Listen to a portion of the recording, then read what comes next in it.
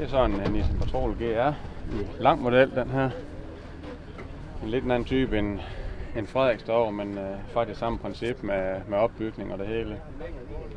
Og ja, vi har så skåret den over her i bag for at prøve at reducere noget vægt og ikke få så meget udhæng på bilerne, så når man kører ned og op igen, man ikke kommer til at hænge på bagenden for eksempel, så har vi prøvet at bygge sådan efter bedst mulige evne for at få tingene til at sidde som det skal, så det vejer mindst muligt og fylder mindst muligt. Men man lærer noget hver gang man bygger, så der er mange ting, der er lavet om herinde. Så har vi så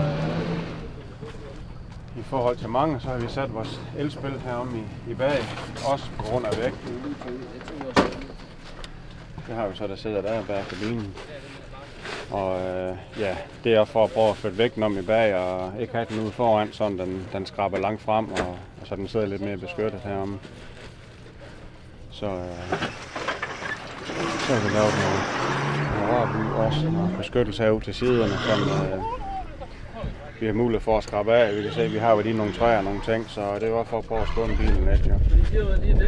Så, og motoren er sådan en her, det er bare en 2,8 turbo diesel, der får lavet lidt pumper og lidt en anden turbo, så den går lidt mere friskere i det.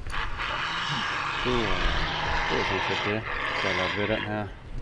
Ser lidt specielt ud, men er faktisk holdt rimelig standard, både med standarddele i hvert fald, men selvfølgelig modificeret undervogn og nogle forstærkede aksler og ting og sager, som man nu kan få til det, men holdt rimelig standard som har nemt ved at skifte, hvis man kører i stykker. Det er jo lidt om den gode bil.